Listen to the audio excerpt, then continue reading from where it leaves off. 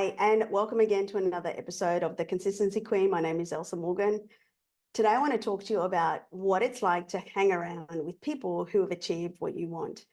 And especially, I want to take you through my journey with hanging around seven-figure earners before I actually started to build wealth towards seven figures. And the reason why is because I don't believe that people truly understand the power of proximity. And this is one of the very things that I believe are hacks to your success, because there is something in energy and observing what it's actually like to build towards that amount of big business and that amount of wealth that people don't really appreciate. So to take you back, a few years back, I first entered a high-level mastermind in late 2021. And by then, I'd already launched and scaled my coaching business. I was well and truly earning multiple six figures. And what I was really looking for is, how do I actually scale that up? And during a particular day, somebody that I'd been connected to some time basically appeared in my feed. And what she was talking about was energetics and the way that you see money, the way that you feel about money. And she spoke about specific things around inner child healing and childhood trauma, things that were pretty foreign to me at the time. Little did I know how much of a connection that was for me with creating more wealth and specifically creating more impact through my own business. And so after, thinking about it and really understanding that if I hadn't have seen that video, then maybe I wouldn't have known any better. But now that I know what I know, I knew that I had to figure out a way of seeing if I could be part of that program, if I could be part of that mastermind. And to cut a long story short, I was accepted into the mastermind. It is by invitation only. And I saw a brand new world of high-performing females that I'd never seen before. Up until that point, for many, many years, I felt like I was the lone wolf. Even though I'd seen examples of high-performing females that were winning all around me, I never really was so close and part of something that everybody in there was high-performing. So this was my first real go at being part of a group of women that were all building to create a bigger impact. And what I saw was that pretty much everybody went through the same sort of thing in terms of the limiting beliefs and the way that they saw themselves and imposter syndrome, etc. It's just that they viewed things very differently. They didn't sit with their things. They didn't just decide to just not take action because they weren't feeling well. What they wanted to do was figure out a way for them to rebound and get back quicker. And essentially that mastermind really helped me to understand where I could work on myself in terms of healing and getting better with my money mindset and appreciating where I was and the opportunities for me to grow. And what happened was literally within 60 to 90 days, I had my best month ever. And I was able to pay out that entire mastermind in full. And so fast track to almost a year later, that when I finished that mastermind, I had my first six-figure month. And so my point is that having been surrounded by high-performing females at that time, I believed helped me to fast track to achieve huge results that I had not achieved at that time. And I don't believe that people really value what it means to be surrounded by people who have achieved what you want to achieve, who've done that repeatedly, who know what it takes, because you are literally fast tracking your learning. You are compressing time. You are compressing time to be able to achieve not only the results, but to be able to compress time to help your clients achieve results, but also the learning that's going to take you there. And I think that there's no amount of money that would stop me from doing that and experiencing that over and over again. Because if you are driven by impact, if you are driven by service, that should excite you day in, day out. What I find is that people that want to achieve a big life, that want to create a life by design, are very much driven by what's in it for them.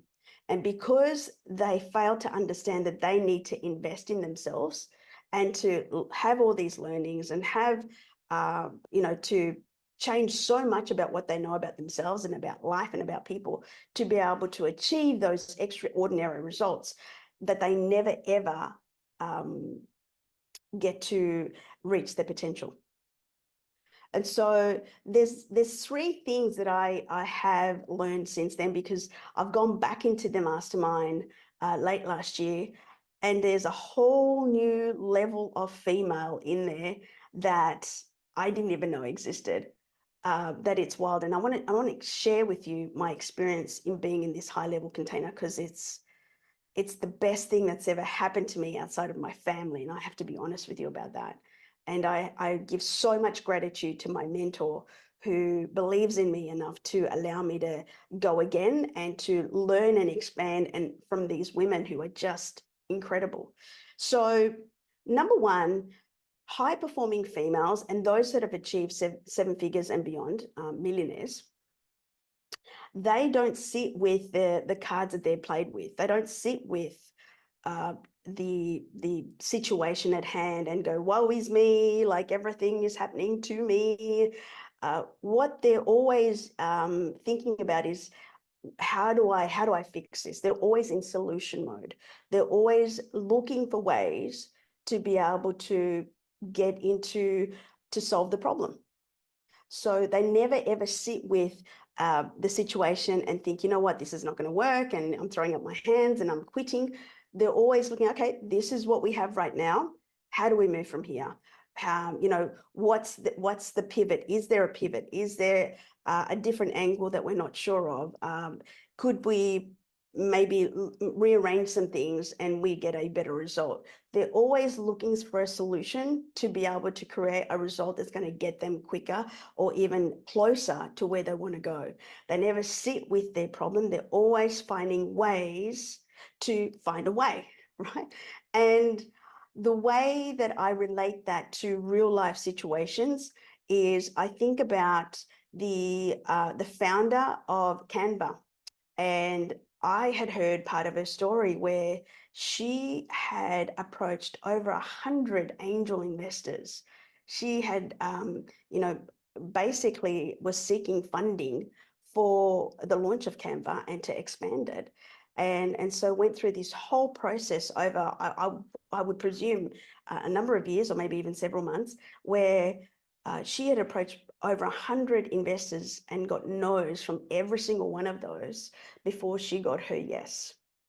And so I think about someone like her, who was probably playing in a field that's heavily male dominated, in the startup and in tech, and coupled with that, had so many people who were very well respected and had actively invested in other successful launches, tell her that it was never ever going to happen, that this was something that had no legs and nothing that that they saw could make them change their mind about the fact that they had no belief that Canva would work.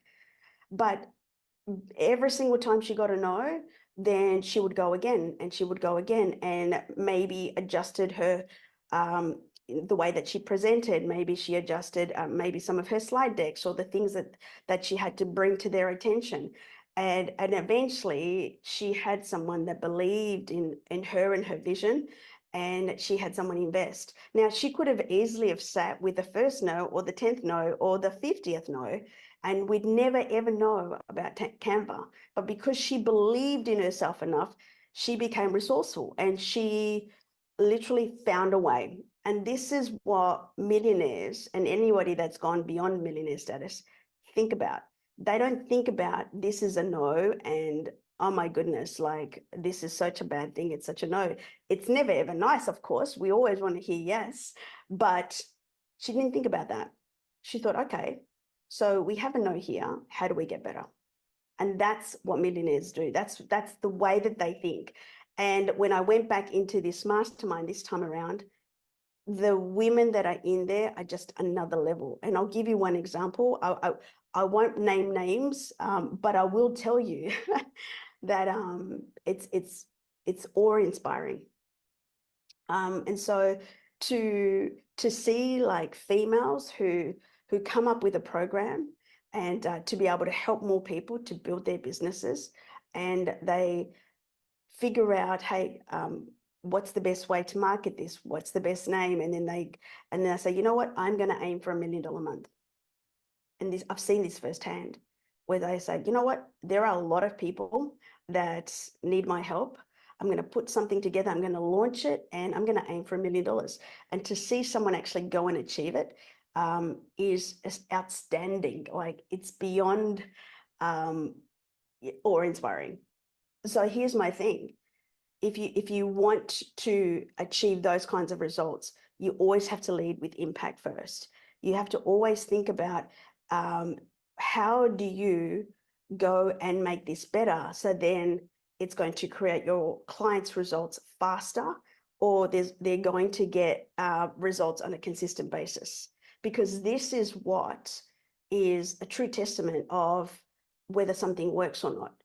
And so for those that are millionaires, and now they have gone through the testing phase to see what works and what doesn't work.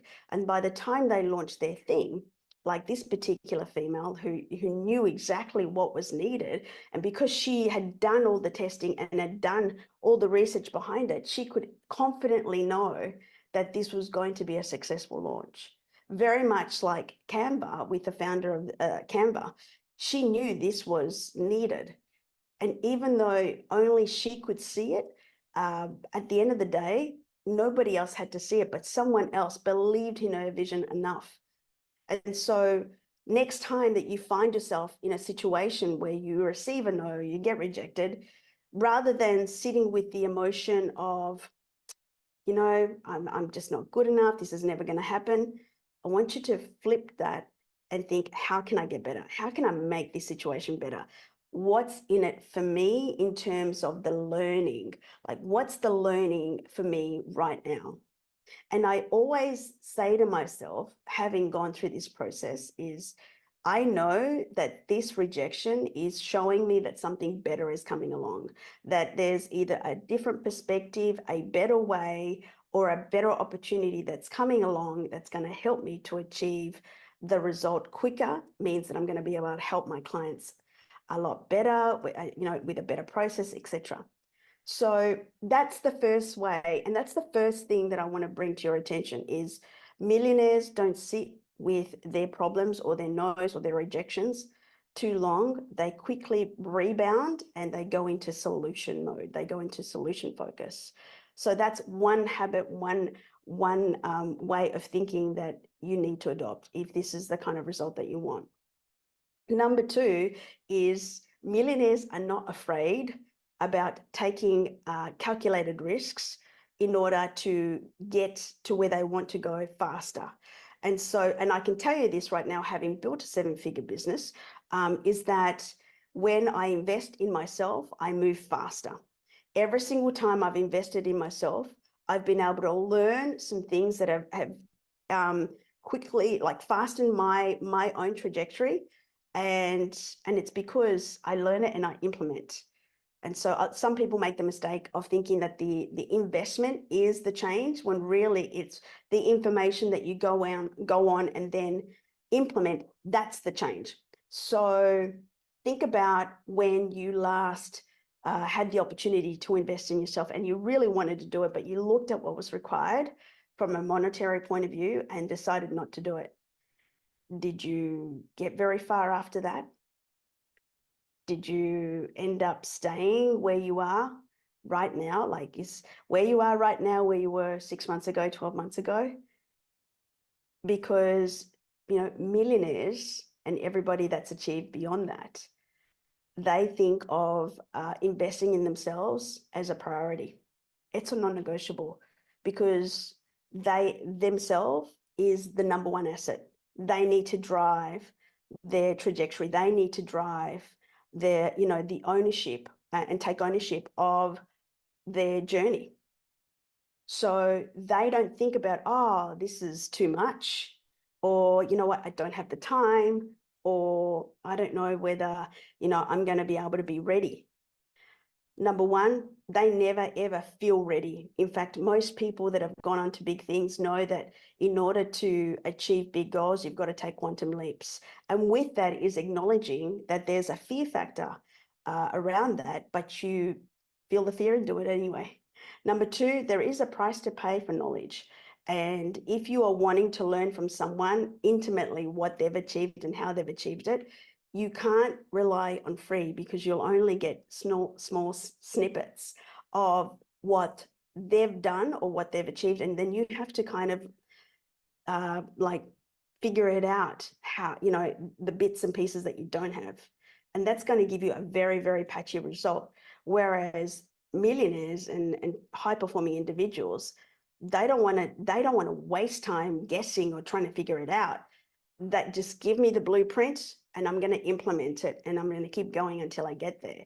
That's the mindset that they go in. It's not like I don't have the means to actually do this now, so I'm just going to try and figure it out for myself.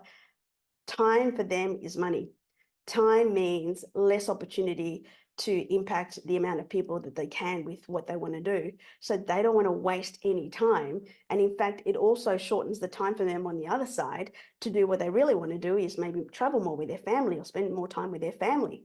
So what they're looking for is a proven blueprint that's going to compress the time and step-by-step process that's going to help them to implement. And then at the end of the day, they implement it and they keep going until they get there. But not doing that is going to be far longer and a lot more confusing than investing in themselves and knowing exactly what they need to do with certainty. Because whilst there's no guarantee in anything in life, knowing that there's a particular blueprint that works is far better for them to do and to be executing on a day by day than sitting around wondering like when all of this is going to happen and if I'm doing the right thing. But if you work with a proven mentor that has done the things that you want to do and has helped other people, then really the answer is there for you. It's time for you to step up. And that is the way that millionaires think. I don't want to waste any time. Just give me what I need to do. I'm going to invest in myself because I'm my number one asset, and I'm going to implement. So that's number two. The second habit that I've seen is they don't want to waste time. They want to compress time because they know time is money, and time means if they spend more time in doing things that, in terms of wondering or guessing, they're shortening the time of what the things that they could be doing, like spending more time with family or contribution work or whatever it is that really lights them up. So that's number two. And number three is essentially controlling the controllables, meaning taking ownership for their environment and who they hang around with, their energy, how they look after themselves, really paying attention to what makes their energy shift, what brings their mood down, what affects them, all of that sort of stuff. Millionaires really pay attention to this stuff because energy is everything. Not only does energy transfer when you are creating social media, for example, or this, doing videos, etc. And when you're meeting people for the first time, your energy transfers. But also it affects the frequency that you operate on, which means that if you are dipping down in energy, that means that you are also going to be attracting those things that are at that frequency. Most millionaires don't want to be attracting those things that are a lower frequency than where they want to go, because that's where they're moving from, or they've moved from there. So they don't want to attract more of that in their life. So they will do whatever it takes to control their environment, to control their energy, to control their focus, to control the information that they consume, to make sure that the people that they partner with or lock arms with are in alignment with who they are. but also they're working alongside people that hold space for them and want to empower them and champion them and support them, versus people that are hypercritical or are not supportive, because you don't want to be surrounding yourself with people who have an unrealistic view of people in general, and then that affects your ability to focus. And so seven-figure earners, they really focus on what they can control, and what they can control is the people that they partner with, the people that they surround themselves with, the people that they learn from, and what they do every single day to maintain their energy and their frequency. And so that is habit number 3, is they do whatever it takes to support them being at a higher frequency with the right mindset, the right focus, the right energy, and the ability to maintain that for as long as possible. And that also means making some tough decisions, like removing yourself from situations that are not in alignment with who you are, and also removing yourself from connections that are not good for your energy or for your mindset or for just your well-being or for even where you want to go. You want to surround yourself with people that see the goodness in you and are willing to support you and mentor you and are patient enough to help you grow.